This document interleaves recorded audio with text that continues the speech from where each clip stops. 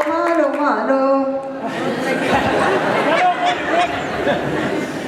Now of culture. Dhugaa dubbachuun nuti sirbumaan otoo dubbanne wayyaa. Namni dubbii beeku yoo nama dura haasa'e yookaan nama booda yoo haasa'e dubbii nama jalaa fixa jedhan. Gujii hanga gooroo doolaatti deemnee gargaarree jirra. Haadha eebbisaa ija kiyyaan argee beeku sagantaa kanarratti ija kootinaan argee bagan isaan argee isaaniifis birrii 20,000 akkuma saaraan godhatee. Maqaa Jawaar Mahammadiin 100,000.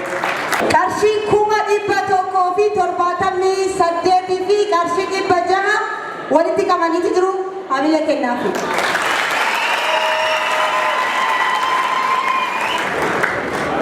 Kana keessa Galaanaa Gaaromsaa qarshii 50,000.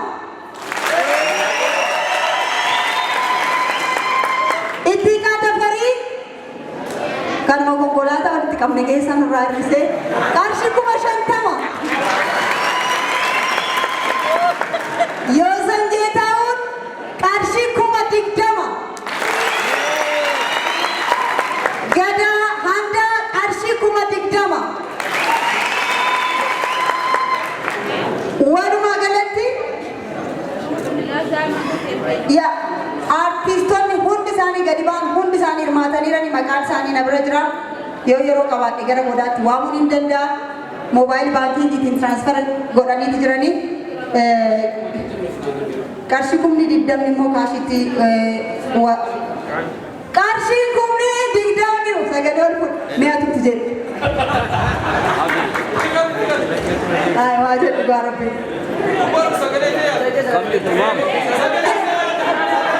Ila dhaggeeffadhaa. Isin teessan malee warri ani jiru yoo ta'an hin haasa'an isaan yookiin hin haasa'an ammatu dubbata. Harmaa kanatu dubbata. Qarshii 20,000 immoo kaashiitiin walitti qabaniiti jiranii artistoonni keenya dhugaa dubbachuuf baay'een isaanii hojii qabanii dhugaan isiniin jedha. Haala nama rakkisaa keessa jiraatu isaan hundaa dabalatee dhugaa dubbachuuf taanaan. Kanaaf haala mijanne keessa ta'anii maallaqa kan walitti qabaniiranii galateeffadhaa hundi keessan. Isaan keessaa immoo namni tokko dubbachuun dirqamadha. As dhufanii akkanatti babbareedanii deemuun hin ta'a. Wayitaati! Wayitaati! Bulloo kiyya!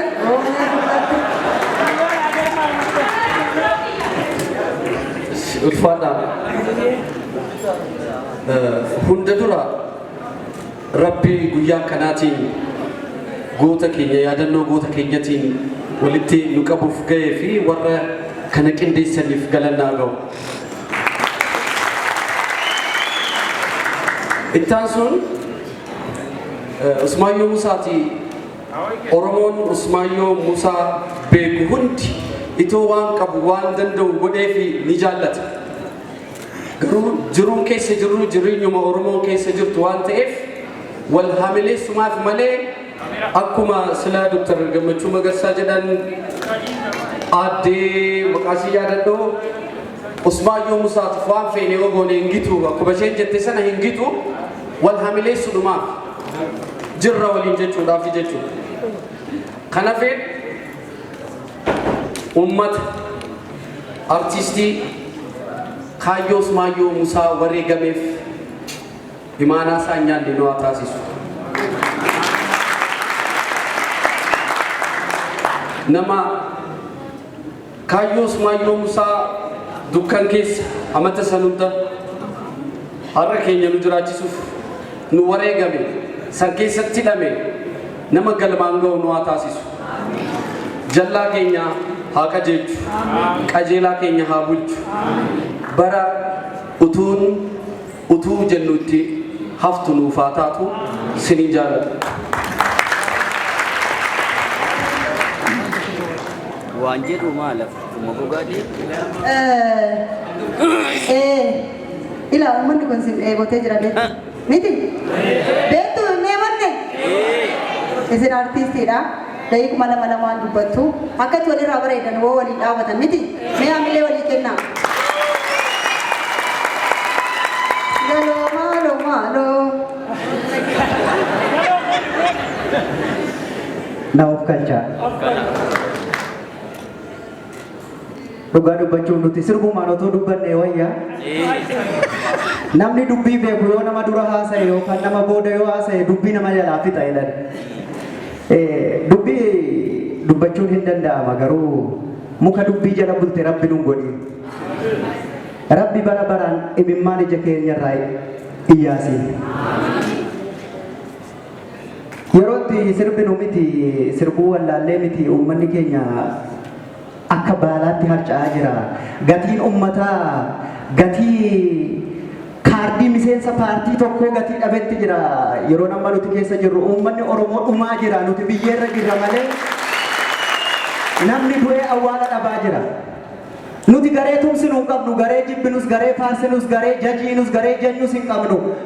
Waaqa lafaa jedhaa uummata Oromoo hin fixinaa jedhaan. Ani dubbadhee illee beeku dubbis hin barbaadu. Uummanni Oromoo dhumuu qabu uummata hin fixinaayi. Seenaan Usmaayyoo Muusaa uummanni Oromoo bilisummaa argatee haa jiraatu jedheeti. Wareegame lafa jalatti hidhamee dararaa argee booda lubbuusaa tokkitti aarsaa kenne. Nulleen sanuma uummata Oromoo hin fixinaa biliis uummanni biyya kanaa dhumaa jira. Uummata Oromoo dhumuu haa dhaabbatu jechuun barbaada. Maatii Usmaayyoo Muusaa akkasumas maatii wareegamtoota artistoota Oromoo hundaanuu baga guyyaa har'aa geessanii jechuun barbaada. Sirbuudhaaf fi nuti imaanaadhuma baannee sirbina akka amma yoo san jedhee yoo waaqni jedhe guyyaa tokko walitti sin qabnee waan garaa keessanii sin sirbina hagasitti obsaan nu eega kan amma goone kun waan xiqqoodha. Isaan lubbuu nuu kennani nuti immoo hin qabnuuf malee maallaqa guddaa yoo kennuu dandeenya. Haga qabnu kana walumatti qabamnee wal biraanaaf nu jennee waliin taane amma kana goone isinis galma kana guuttanii Usmaayyoo Muusaa dachee keessatti seenaa isaa lafaa olitti waan tiksitaniif ulfaadhaa galatoomaa isiniin jechuun barbaada. Rabbi duunee boo'icha jala bara baraan nu haa baasu horaa bulaa jiraadha. Tole baga nagaan dhuftan. Ani haasaa waltajjii kana baay'ee hin galchu.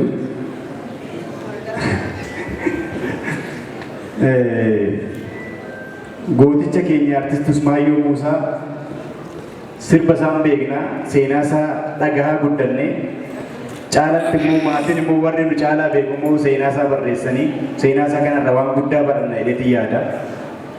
Waamicha Oromoo Oromoon tokko haa ho'aatu. Boo'icha Oromoo Oromoon tokko sagalee haa ta'u. Qoqqoodinsi saba Oromoo keessatti hojjetamu guddina biyya tanaatti irratti hin hojjetamne. Kanaaf Oromoon bakka jiru wal cinaa haa dhaabbatu, waliif sagalee haa ta'u. Godina godinatti amma nu galchanitti hin eegnu. Hamma alaabaa godinaa kophaatti nu qopheessanitti hin eegnu. Mataa walitti haa qabannu, waliif haa dhaabbannu, waliin haa jiraannu. Akkuma kana dura jedhee qoqqoodamnee bilisoo gurra tokkoomni gabroon wayyaan jedhaan galatuma walfaadhaan. Faawundeeshinii waldaa Qoragalaanii 50,000 maqaa Jawaar Mahammadiin 100,000.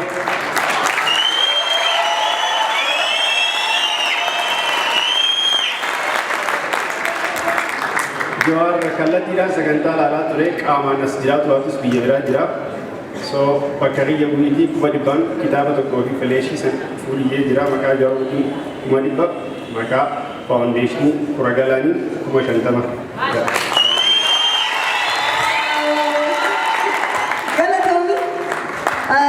Jawaar amma transfer nu godha dara. Nu argaa jirta. Adaraa nu deebisi. Usmaayyoo Muusaatiif birrii 50,000 nan gumaacha.